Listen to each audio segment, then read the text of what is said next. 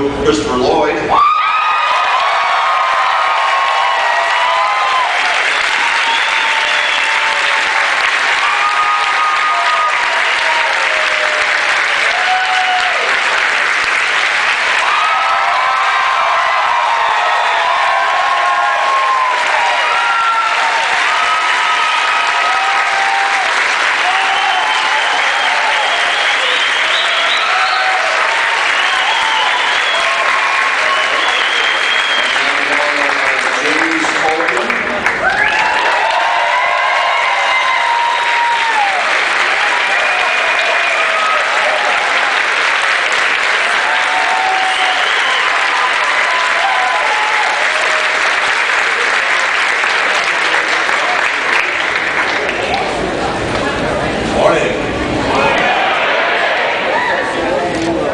Start this off with questions and answers. Right?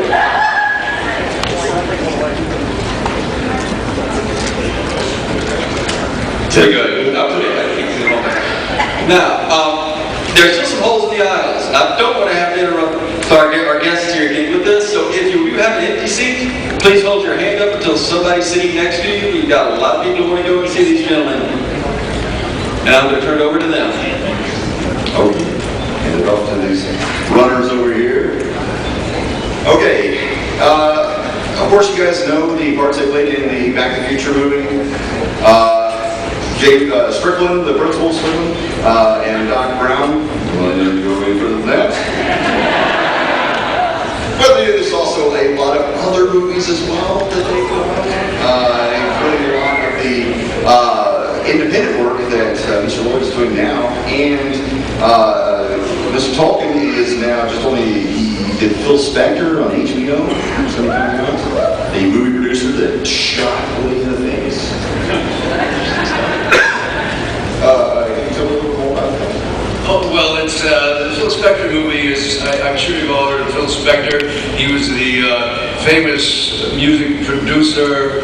The Wall of Sound was his, and he was convicted of having shot this woman in the mouth, who he picked up in a bar in Hollywood. But he's a genius in a way. The script is a crackling script by David Mamet, and it's starring Al Pacino and Helen Mirren, and I'm playing a judge. My role is a relatively minor role, but I was very pleased to be in this very classic production.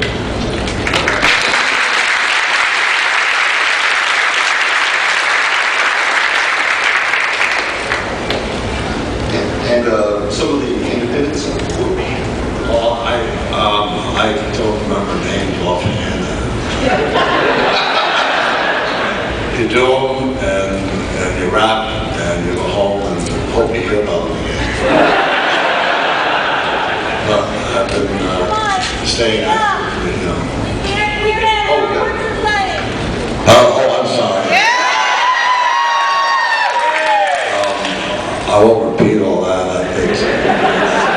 But I'm just, continuing to work and to grab everything that comes up. Does anyone have any questions about? All right.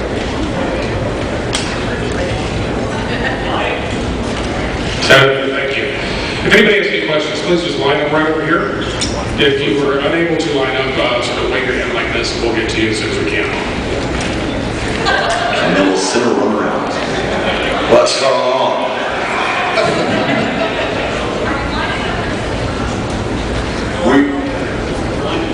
Over here. Perfect. Zombies.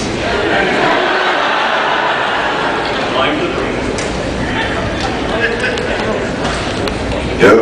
You're number one. I was just wondering what Principal Strickland would say to both of you when you were in high school.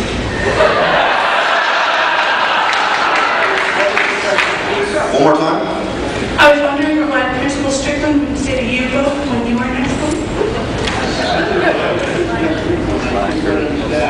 Okay, could you tell us a little?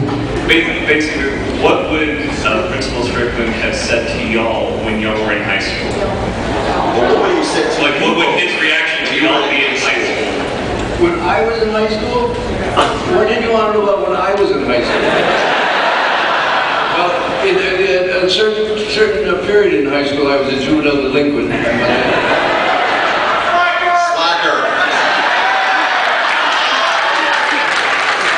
I was definitely a big time slacker my sophomore year.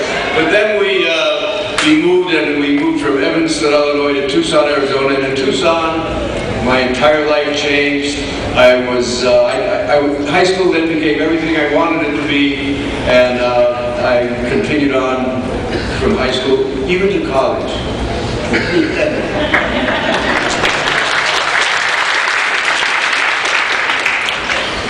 And Mr. Lord. Yes.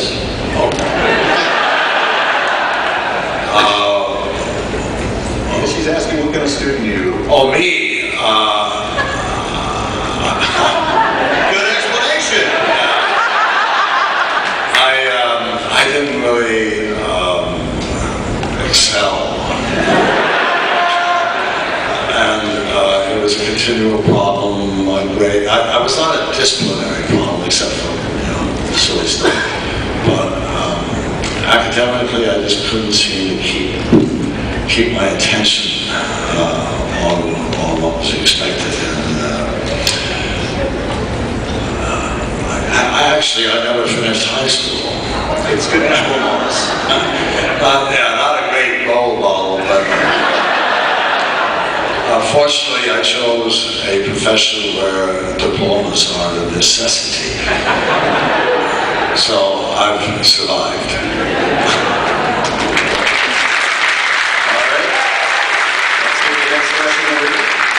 Hey guys, how you doing? I just want to tell you first, both you gentlemen are wonderful actors, and thank you for all your hard work in the Back to the Future movies. This is for you. Two questions I wanted to ask you. First, what would you say are your similarities and differences when you were in Back to the Future and your role in Taxi? And second, who would you like to see in a Back to the Future remake if they did do it for you and Michael? So, what are the similarities between your Taxi character and your Back to the Future background? Not a lot that I can think of. The hair. I'm not even sure if that applies. They came from two different worlds. I certainly wouldn't have invented a time machine as Reverend Jim. In my own head, maybe. I wouldn't have gotten off the ground. So, yeah, they were two very different guys. I recall him being kind of a genius, that he was hidden behind the drugs. Yeah, maybe. He had his own distinctive outlook on things due to the loss of brain cells. He saw things a little differently, but that was okay. Don't we all? I remember the episode where he was like the nerd. They showed him before the drugs, and then like the one drink, and it was like, oh. Yeah. He found his future. All right, next question. This is for Mr. Lloyd. I know you recently got to step back into the role of Doc Brown in the Back to the Future video game as a voiceover, and I also saw I think it was a commercial filmed in Argentina. What was it like stepping back into the role after 25 years? Well, it wasn't exactly like a film. It was a campaign for a chain of stores in Argentina which sell high-end electronic products. But they recreated the whole ambiance. A DeLorean showed up down there, and I was in full makeup and everything. And it was about a week shoot. And it was fun enough to get back there and do something like that. So I don't know if anything will be seen of it in this country, but Argentina's certainly got their money's worth. I got a quick question. Did you guys keep any of the props from the movies? Did you keep any of the props from the No, but I remember they gave us Back to the Future wristwatch, and I still have that. delinquent slips to hand out. This movie and all I got was a stinking watch. Here we go. I have a yellow shirt with little trains all over it from the show that my dearest friend, whom I'm very close to, does not let me wear. And she's too embarrassed. This question is actually for both of you. Back to the Future is one of my favorite franchises, and I was wondering if you guys had any favorite franchises. She wants to know if there's any other franchises like Star Trek, Back to the Future, that you were big fans of. Fans of? Yeah. Not particularly.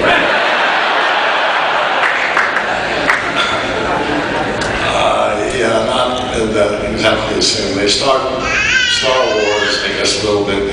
Star Trek. Whatever.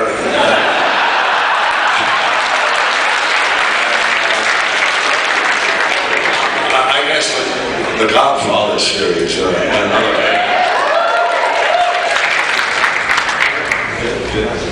Sir. All right. First off, I'd like to say both of you, Christopher Lloyd and Principal Strickland. Sorry.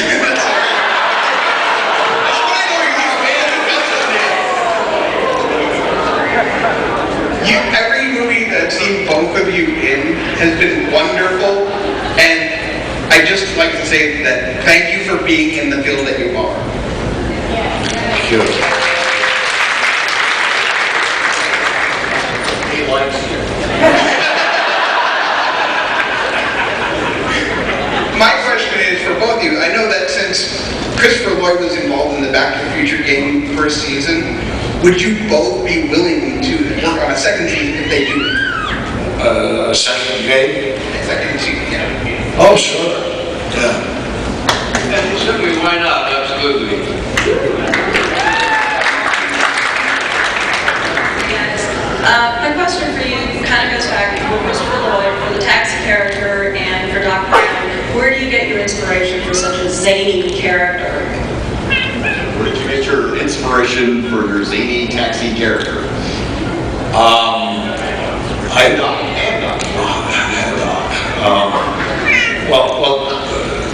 Doc was kind of a creative and innovative genius, and I could not help but think of Albert Einstein and a famous musical conductor back a while back named Leopold Stokowski. He did amazing things with classic pieces, and he was very exciting. And I had an album of his back in the late 50s, and all of this, of course, back in the day of plastic records, you know. Believe me, they did exist. On the album was a profile of Leopold Stokowski. He had long white shock hair, and he had his baton up, and he was conducting. In the background was a whole picture of the solar system. And that image, I felt suited Doc Brown very well. Taxi character. Oh, Taxi.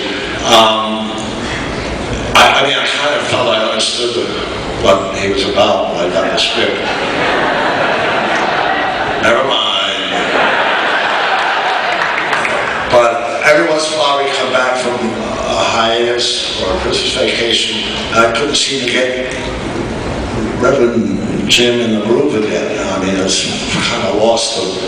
And after that happened a few times, one time it happened, and my oldest brother, who was 22 years older than I, passed away a few years ago, and he was a total straight guy. Didn't smoke, didn't drink. Needless to say, he didn't do any other mind-altering things. But his face, he had a certain way with his face, and I just think of that, and Reverend Jim would come right back. So I guess my brother had some kind of subliminal effect on my mind. It's a question for Christopher Lloyd. Huge fan of your work, sir, and you play so many over-the-top characters like, obviously, Doc Brown, Uncle Fester, Judge Doo. Which was your favorite character of all of these, and why that you ever played? I don't know. Each one is my favorite when I'm doing it. I must say with Uncle Fester, I grew up on Charles Adams cartoons as a kid, and Uncle Fester was one of my favorites. For years I followed it. Then later on, I forgot about it. Then years later, maybe decades later, I got a call to be Uncle Fester. And it was like, blew me away. I took this character that I had so involved with. I ended up having the privilege of playing later on. Although when I first got the offer, I didn't quite understand how it was going to work out because I'm not very fat. I don't have a round head. But we worked it out. This question is for both of y'all. I wanted to know what initially made y'all decide that y'all wanted to do Back to the Future. What made you really want to do Back to the Future? That's kind of a long answer. Most of us there, actually, we were New York actors, worked in the theater in New York, and I was acting in a play on Broadway, and I had always said I'm never going to Hollywood until somebody sends for me. And I was doing a play on Broadway, and I got the call from Robert Zemeckis and Bob Gale. They had seen a movie I was in called Prince of the City, and they just offered me the part. And that's what brought me to LA, and then I stayed there for quite a few years, had a good time, and here we are now. Still laughing and scratching. Well, I was eager to get any work that might come along. I remember I was doing a play. I wasn't doing a play. I was doing a movie, that has never been released in Mexico.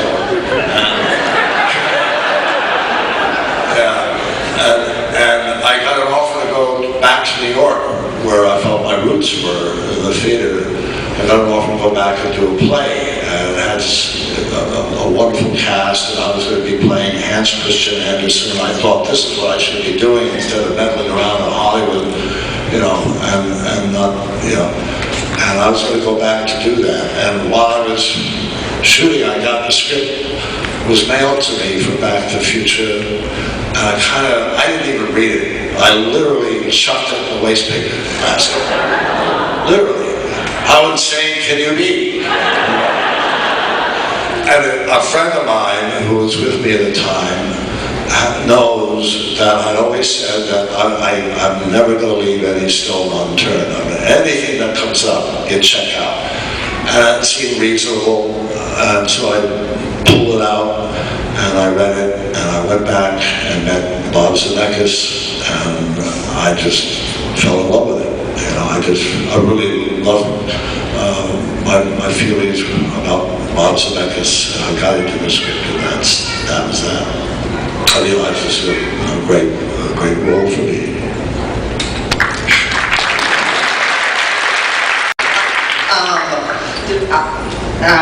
On the movies, you had a Biff in the past and a Biff in the future. Well, what was Marty's Biff? Huh? He was in the future. And because he had a grandma. So where was Marty's Biff in his generation? Beatles. Ask and answer. One more time. Say it one more time slowly. When Marty went to school, he didn't have a Biff, right? Because he had a Biff in the past for his father, and he had a Biff in the future for his son. Where was Marty's Biff? Where was Marty's Biff? The second. I'd say Needles. Yeah. He almost got him to lose his hand. His hand. His whole career, man. Thank you very much.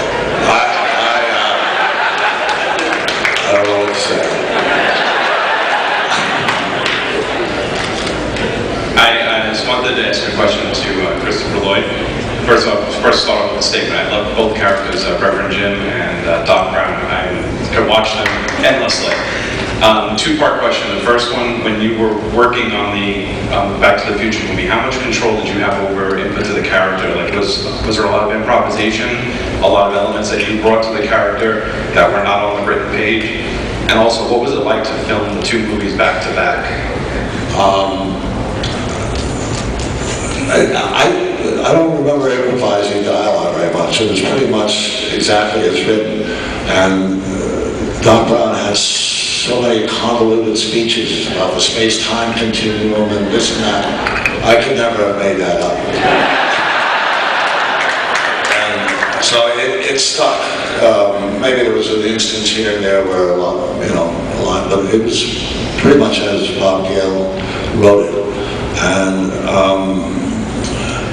amazes me when you watch interviews with politicians and people who get 3 or 4 part questions and they remember each one. What was that? Well, we did Back to the Future 1, and then it was about a 2-year interval before we did 2 and 3 together. I think we had about a 3-week break between them. And it was good. I mean, it was focused, you stayed in character and all that. And I don't know that they intended to make 2 and 3. Never mind. No, because they had a very thick script for number 2. And I think there was some uncertainty about how they were going to get all that in, and so they decided to make 3. I mean, before we started 2, so they did 2 and 3. But I liked it that way. It was a long time between 1 and 2. It was nice to both just keep focused on it. Good afternoon, gentlemen. In October of 2010, Back to the Future celebrated 25 years, so congratulations on that. Excellent party on the east side of Manhattan to celebrate. I hope you guys had a good time. My question is this. Being part of a franchise that still has power after now 26 years, do you find that you're more grateful to be part of something that's so culturally strong? Or do you find yourself more challenged to get your other roles noticed? Do we find ourselves grateful for the fact that it's been such a success? Well, absolutely. And what was the next part of that question? Or do you prefer the stuff that you're doing now to it? In other words, this was a great success, but do you rather be known for the stuff that you're doing now than the one-time thing? As long as we're known.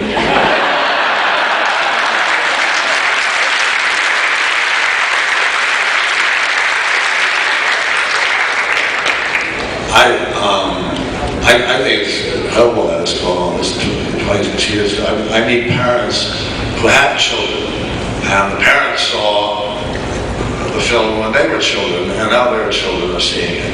And it just keeps rolling along, and it doesn't seem to be losing much momentum.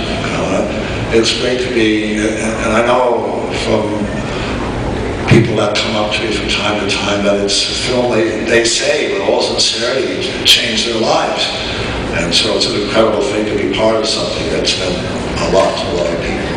So it's wonderful. And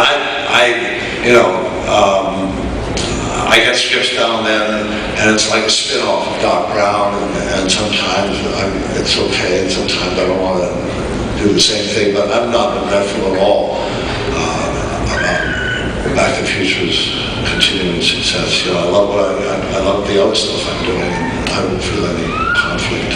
If I could add something to that. Myself, I'm acting in the theater, and I can't tell you how many plays, about 30 years acting in theater in New York. And I don't know if anybody will ever remember any of the plays I did, but these movies they just go on in perpetuation. You guys ever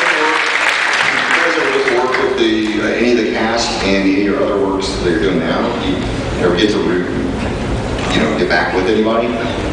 Well, Michael J. Fox directed me in Tales of the Crypt, which was great fun.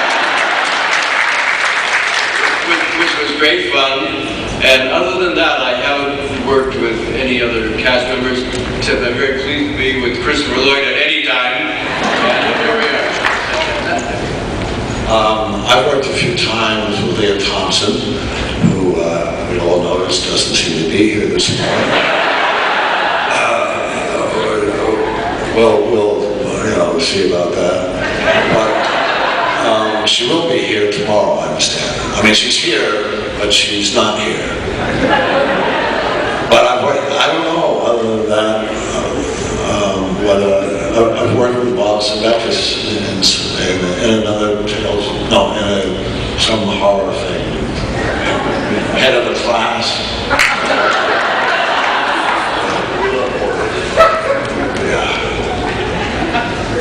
Which one of the 3 movies was your personal favorite to be involved in, and can you explain why?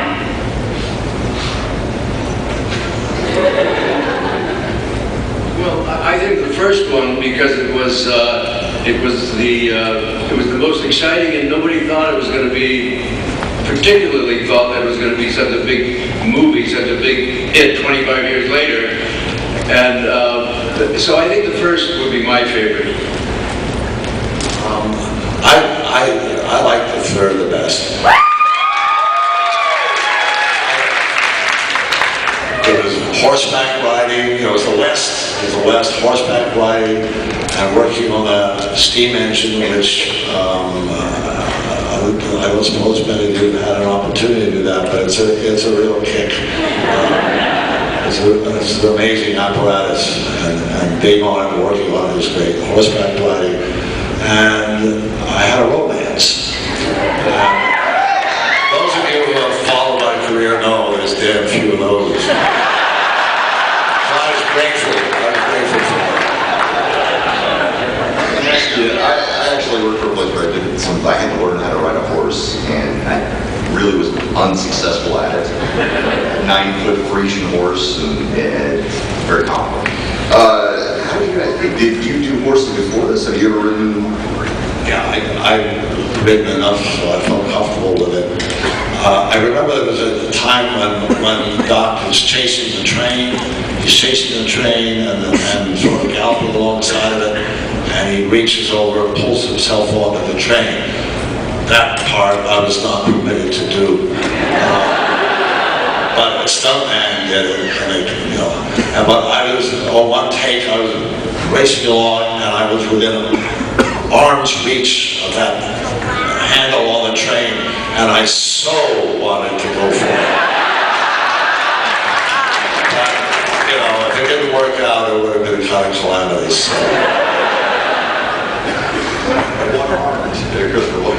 How about you? Well, in my case, it just so happens my father and my grandfather were both in the horse business, so I grew up with horses. So I'm familiar. I'm comfortable being around horses, and I know how to handle horses. So that was no problem. Yeah. This first part is for Christopher. I just wanted to let you know that your role as Jim in Taxi actually greatly affected my life. I know you would, I mean it in a good way, and it was very touching, and I wanted to get the opportunity to tell you this, but the episode Jim's Inheritance, my mom took the song Sunshine of My Life, and every time she hears it, she thinks of me, and it was because of that particular episode. So I just wanted to let you know about that, and it was really touching. And the second one's for James. Can you call me a slacker, please? Just say talk a little louder. James, can you call me a slacker? Slacker. Are there any slackers in this room?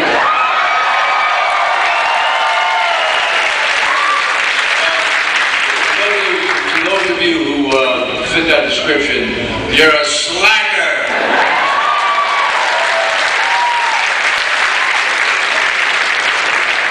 Give our best to your mom.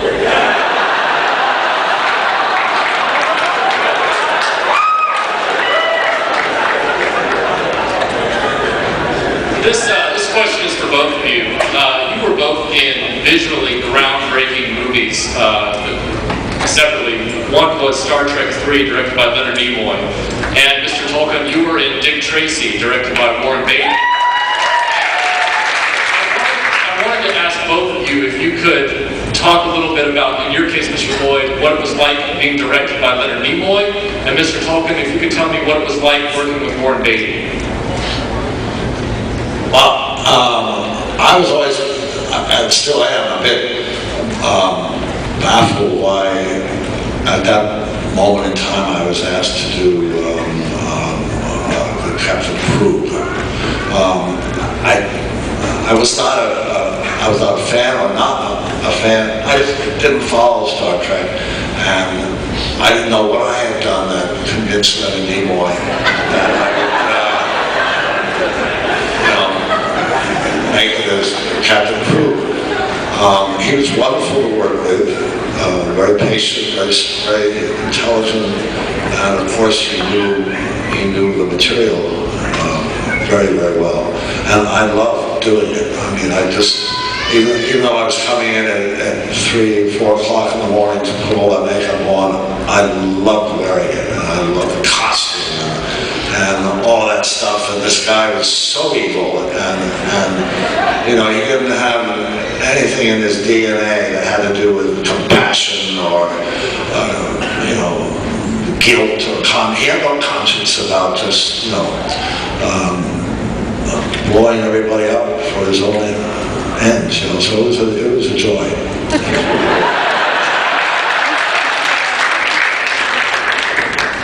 As far as Warren Beatty is concerned, Warren Beatty is one of the first people I met when I arrived in New York. We were in the same acting class with Stella Adler, and I knew Warren all those years. And then when I was called up to Hollywood to do Back to the Future, I was invited out to his house, and they talked about doing this movie, Dick Tracy, and he asked what I wanted to be in it, and I said, it'd be great, why not? I think every actor in Hollywood would be pleased to be part of that movie. And as far as Warren is concerned, he's a fantastic director and a fabulous person, and you just can't imagine, you couldn't be possibly treated any better than working on that production.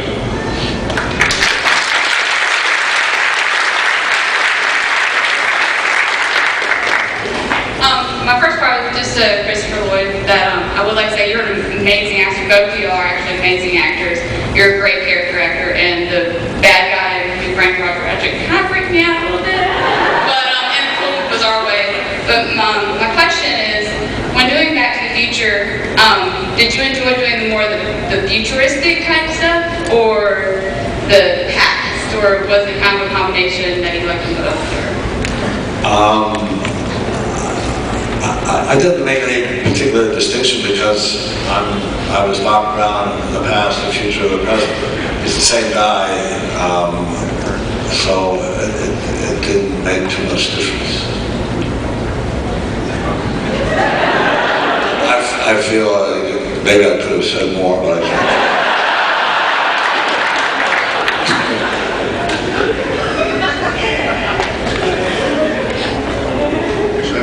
Mr. Tolkien, you were in several episodes of one of my favorite television shows of all time. You were Norman Keyes on Remington Steele. And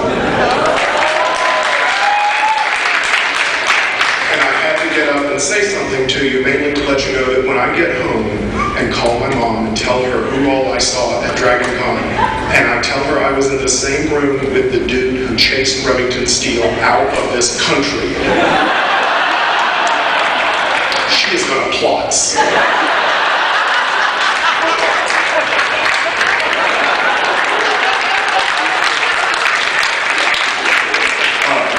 My question is for both of you. First, I really love both of your work. I've enjoyed watching in a lot of movies. I was wondering, what was your least favorite location to shoot on?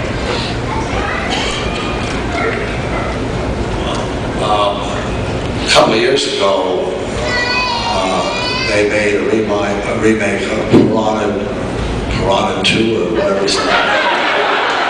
And their location was in Arizona, in eastern Arizona, on a lake. and it was so hot.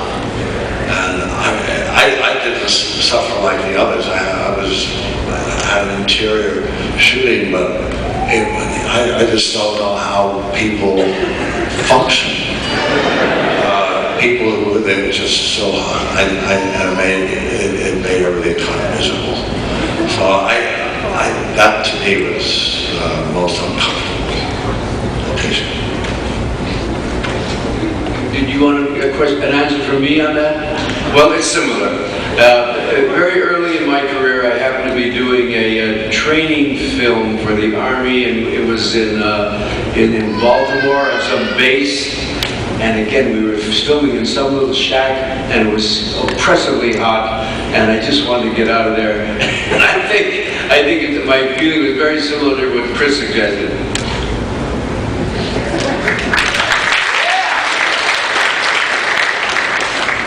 As far as Back to the Future is concerned, what were your favorite scenes?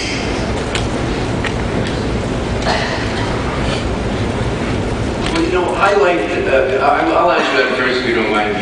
My favorite scene was confronting Marty Fly in the hall and saying, you know, your father was a slacker and no McFly is ever going to amount to anything in the history of Hill Valley, and you're going to be a slacker too. And that was my favorite moment.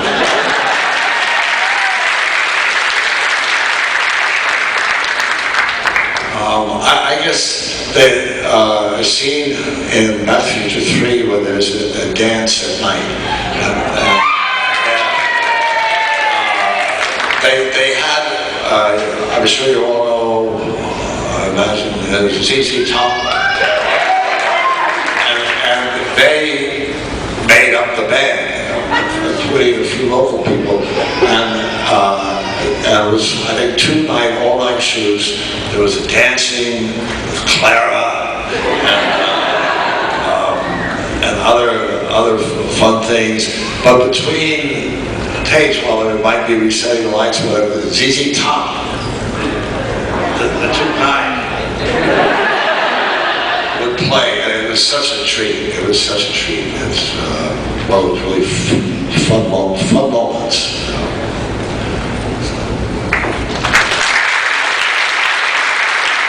I wanted to thank you guys for being here. I think it's very awesome to be part of DragonCon. You both, in the first movie, had the opportunity to work with Crispin Glover. And was there any indication while working with him that, everybody knows whatever controversies happened afterwards with Mr. Glover. Was there any indication that you got while working with him that he might not be along for the whole ride, should there be more of a ride? Are you asking if they knew he was crazy?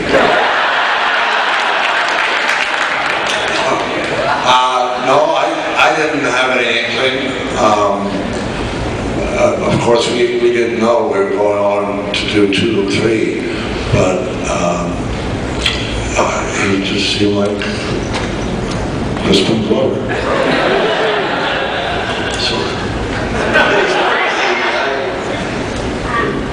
I have a question for both of y'all. I wanted to know what was the difference between acting in a play and a movie. Which one do you prefer better? Well, having spent so many years in the theater, I really prefer the theater because you get weeks of rehearsal and previews, you get to work and develop the character, and very often in movies, you don't have that kind of time unless you're working with a director who takes the time to rehearse. So my preference would be working in the theater. Yeah, I think I'd have to say the same thing.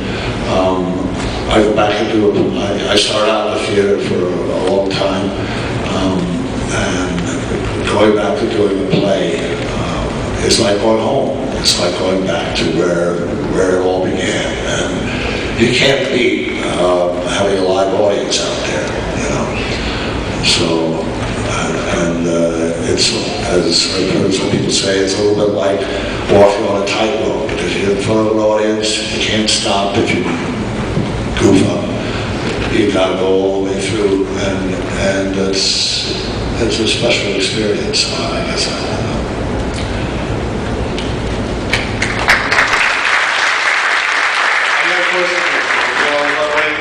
Christopher Lloyd, great role model, came nowhere. What was it like working in Back to the Future movies with Michael J. Fox and Lee Thompson, the other cast members? Like any particular offset between behind the scenes moments that stand out to you? Wait, you're asking? Any particular scenes working with them that stand out to you? What was your favorite scene with those people? I'm not sure. I mean, most of my scenes were with Marty, and they were always, we just had good chemistry and things fell into place real easy.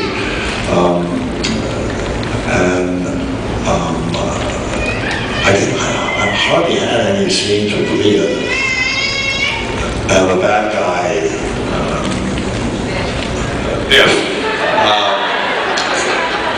he was fun to work with, as well.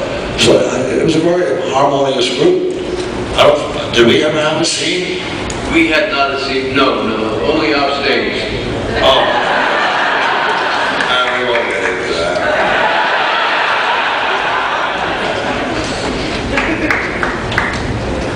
Gentlemen, also I wish to thank you for being here. We greatly appreciate you taking time out of your schedules. Some of my favorite roles for both of you are really not the big hit or mainstream movies. Mr. Lloyd, John Big Booty, or Big Booty,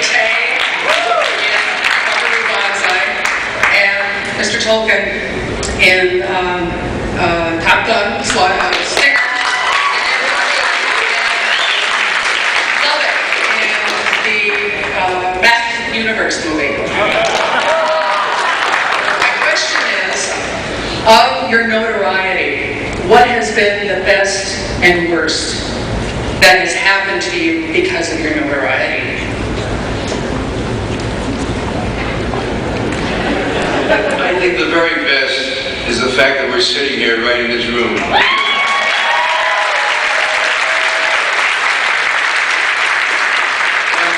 And the worst is when you do an audition and they don't hire you.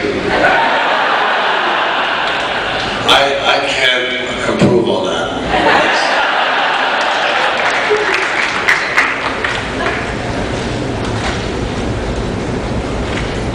Hey gents, how's it going? Thanks very much for being here. It's been said by so many people, but just wanted to repeat that. My question was, what was it like, the on-set but off-camera dynamic, working with Steven Spielberg and Michael J. Fox and all the rest of those talented actors and actresses? What was the chemistry, the dynamic like off the camera? Well, when you're off camera during a scene, you want to try to give as much as you gave when you were on camera for the sake of your partner. And that's really what that's all about. Once in a while you get into an occasion where the other actor doesn't even show up. And that's kind of annoying. But yeah, you want to give what they gave you when you were off camera, the performance. It's hard to get it up as hard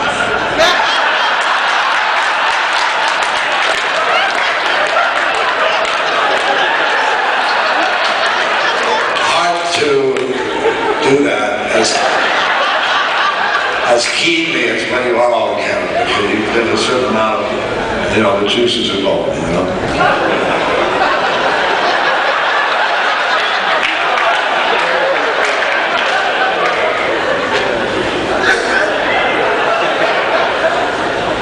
This is for Christopher Lloyd. You mentioned being in other movies with Leah Thompson. I just wondered what it was like being Switchblade Sam in Dennis the Menace. Oh, yes.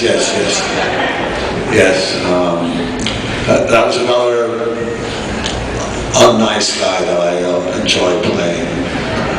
I remember I had a ritual, there was a point there with this little boy in the backyard, and I'm stalking along, coming along, and I had a big knife, and the little kid's eating an apple, and I took it away, child could not get near me whether I was in or out of makeup. I mean, he would not come any closer than you are. He'd be hugging his mom's legs. I tried to be the nice guy that I am, and unsuccessfully. Hi, Mr. Lloyd, Mr. Vulcan. Thanks again for coming up and talking with us today. I have a question about Red Dawn. You guys want to take that? No. Actually, my question was for you, Mr. Lloyd. In Who Framed Roger Rabbit, Judge Doom, and I was, as a kid, I wore the VHS of that video out. I watched it so many times. But my question was, that was really a cutting-edge film as far as humans working with animation. There hadn't really been anything like that before. What were some of the difficulties in making that film? Probably scenes where you had to work with the toon characters, which of course weren't there. But we would rehearse. There was a Roger Rabbit. They had a Roger Rabbit that had real weight, and he was hold and fuss with, and they had a person trained in body movement and how you use your muscles to lift things or whatever. So we practiced with a dummy rabbit and rehearsed with it, and then we tried to remember what we did, physically to give the feeling of weight, so that during a take when there was no rabbit there, we were able to make it look like we were still, we still had that in our hands. I guess that was probably the most difficult part. You're welcome. This question is also for Mr. Lloyd. Recently you had a brief run on a little sci-fi television show called Fringe. And remember you played a character that had themes very similar to Back to the Future. I was just wondering how you felt going into that role, even though it wasn't Back to the Future. Fringe, I was like a musician. Yeah. I felt he came from a different place than Doc Brown. I would have thought he'd be a little closer to where Jim, but I didn't want to remind anybody of anything. I just felt that was a character in its own right, and trying to really make it work well. I loved working on the show and doing that part. And a wonderful cast to work with too.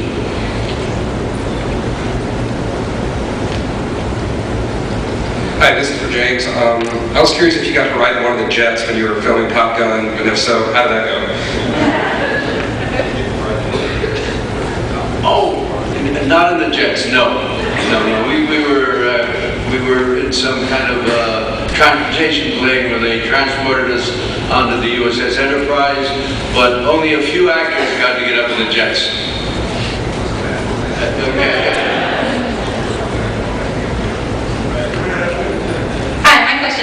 Mr. Tolkien as well. My friends and I are huge fans of Top Gun, like really awesome. But I wanted to know, is there something from that movie that you really took as an experience that you really enjoyed, like a blooper or just in general, like seeing the jets? Ooh, jets.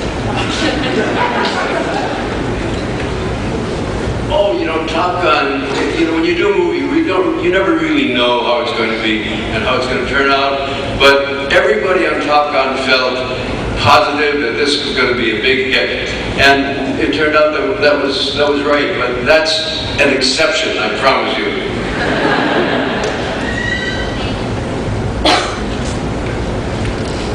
All right. Recently on Auction Kings, they auctioned off an exact replica of the DeLorean time machine.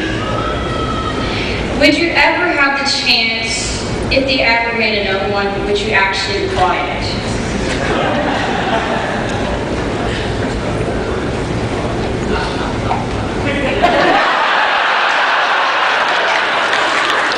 No. The stunt drivers on the show that would drive it, and really kind of push it, said that it was not a well-engineered car. It looked great for the film, But I think they had about 6 or 7 DeLoreans on set all the time, and they'd be taking you apart from this one and apart from that one. So it wasn't engineered that well. And the damn few service stations across the country. Thank you for your question. And with that, I think we're going to call that a wrap. And I would like to thank our guests.